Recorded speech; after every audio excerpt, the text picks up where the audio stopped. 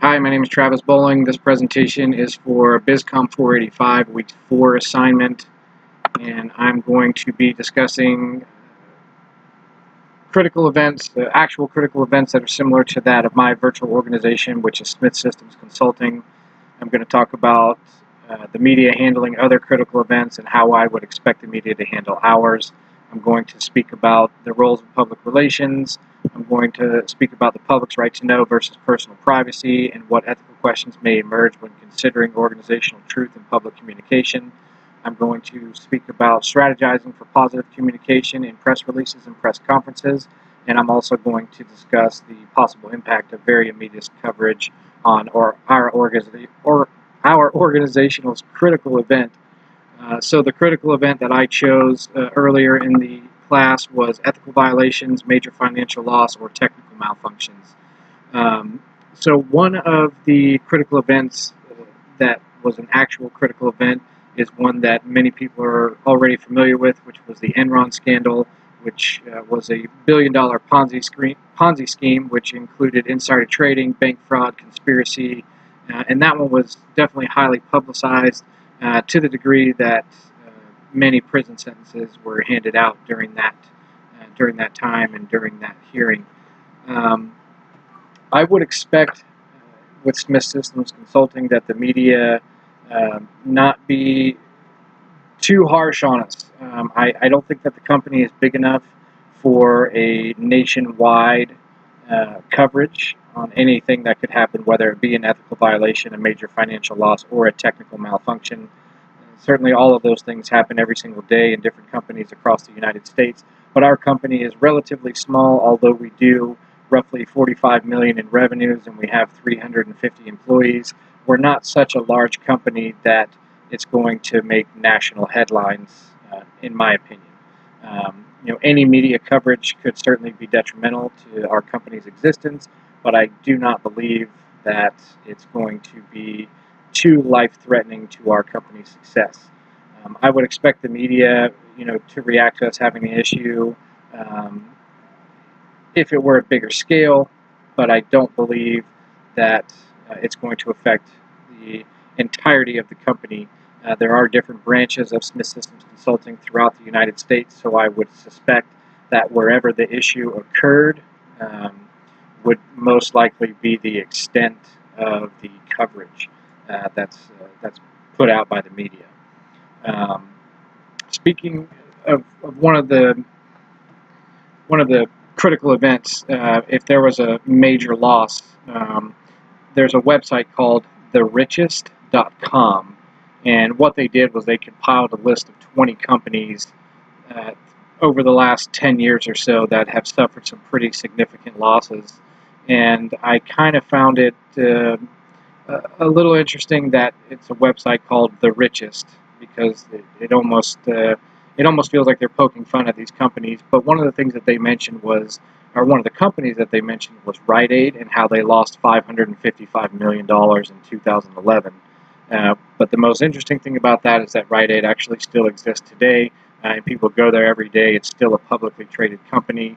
And I think one of the discrepancies that happens when websites like this or the media start to poke at companies like this who've lost this amount of money, I don't so much think that it's a privacy issue, but I do think that it's advertised in a way that makes it sound like the company is just going away.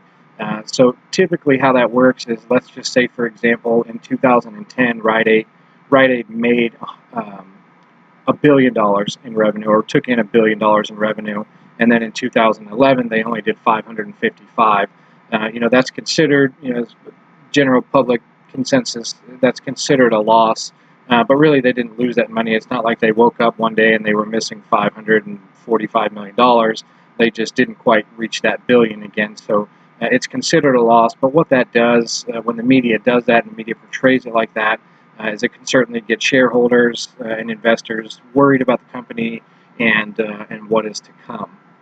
So if you think about it, though, in 2011 we were still in a recession, and had investors held on to their investments with Rite Aid in particular, they would have seen some significant growth in the years to come, reaching upwards of 100% increase or more at certain times. And so I think that the media can play a pretty large role in the scare tactic with that. But with Smith System Consulting, it's a private company. It's not publicly traded. So in the event that we went through that, we don't need to worry so much about a stock price or shareholders. So PR roles. Depending on the size of the issue, in some instances, if it was a large issue, the owner should be the one to address the problem, and in some instances, high-level execs should address the issues. So we do have legal consultation available to handle legal issues, or get redirected to a firm that can handle different scenarios. We don't want it to seem that PR is going to go on the offensive or the defensive. Rather, we'd like PR to work on the preservation of what Smith System Consulting already is and what it has become. So Smith System Consulting is a company that started in 1984 from a vision of creating something that was simple for the clients of the company, and with a vision in mind that technology was meeting a demand that many people could not see yet. But Mr. Smith did see that, and so Smith System Consulting was created. As far as the public's right to know versus personal privacy, we are a private company. We're not publicly traded, so many of the issues that the public doesn't need to know about, they won't know about. So, for example, if it's a smaller issue and we can contain it company-wide, then I absolutely think that that is the right thing to do. The public does not need to know every little thing that goes wrong within the company. But if there is a major issue, a major ethical violation, we can certainly put that information out in some sort of a press release. But again, we don't want to seem like we're going on the offensive or the defensive, but we want to stay on a preservative type level to ensure that people know that we're fixing these problems and that we're going to have problems. And when we have problems, we're not going to shy away from them or run away from them. We're going to fix them. And so I believe that that's the right thing to do. But in big cases, the owner should step up and will step up and give those presentations and those press conferences. And if they're not so big, then we get some high-level execs to handle that problem for the owner and make it right. Possible impact of various media coverage could definitely result in a loss of business, both major and minor, particularly local. If there is a major financial loss, or I would even say this one, if there's a technical malfunction, that could certainly cause some harm to our clients, because most of what we do is web-based, virtually all of it. So if we have a major technical malfunction and it's going to affect other businesses, that information could leak out, and the media could get a hold of that and make it very difficult for Smith System Consulting to rebuild their name again. Even though accidents happen, problems happen, technological malfunctions happen, but when media gets a hold of things like that, they tend to take it and run with it until the next story comes along. So we want to make sure that, again, with going back to the privacy, that smaller issues or issues that we can contain, let's contain them and move forward and get them fixed. But we want to have PR lined up and ready to do interviews if we need to, mostly probably with local news stations, just to ensure the immediate public that everything's going to be okay. We found a problem and we're fixing a problem, and we don't need to point fingers or play blame game. We just need to fix it so we can move forward. We don't want the media to make a spectacle, and we certainly don't want our PR reps to make it seem like it's a spectacle. Rather, we just want to inform, address, and let everybody know that we're not hiding issues. With that, we also want to let people know our why. Why we exist, why we're a company, and why we're here, and we want to make that very clear. I think having our message very clear to the public as to who we are and what we do is something that is important, and again, let people know that we're striving to do better. And we're always going to have setbacks and trials and tribulations, just like any other company and any other person. So it's perfectly normal for those things to happen. We want the public to know when they need to know that these things are possible, and that's just the fact of business. Business is a risk, and we're up for that challenge. So, to close this out, and I had to make this presentation a little bit shorter. Previous presentation was about 17 minutes, and it would not upload correctly to YouTube. So, but to close this out, going over actual critical events that are similar to ours in terms of ethical violations, the roles of public relations and public affairs to our critical event, when we should seek legal counsel or consultation, the public's right to know versus personal privacy, strategizing for positive communication outcomes, and determining the possible impact of various media coverage, such as public speeches, interviews, and electronic media.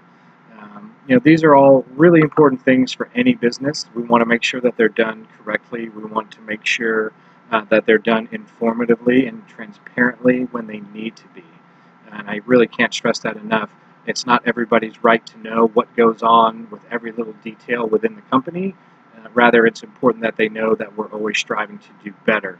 And going back to the very beginning of Smith Systems Consulting, and something that I touched on during this presentation, Smith Systems Consulting was founded on entrepreneurship and a desire and a vision for something better. And so when you want to take the wheel and not necessarily reinvent it, but you want to make it perhaps a little more round and allow it to go a little bit further, there's always going to be rocky points with that, and it's going to make it difficult at times. And that is exactly why most people and most companies don't last long in the business world, is because they don't know how to handle those problems. And they don't know what to do when those problems come up, so they run away from them, or they just don't face them, and eventually they and their company goes away. And having been around since 1984, Smith Systems Consulting is not afraid of that challenge. They're not afraid to move forward and face that adversity. They are willing to take on those challenges, and they're willing to play their part in the business world and the personal and privacy portion of the world, the business world that is, and do great things and continue to do great things. So that is my presentation. Again, this is for bscom 485, week 4 assignment. My name is Travis Bowling, and today is August 6, 2017. Thank you.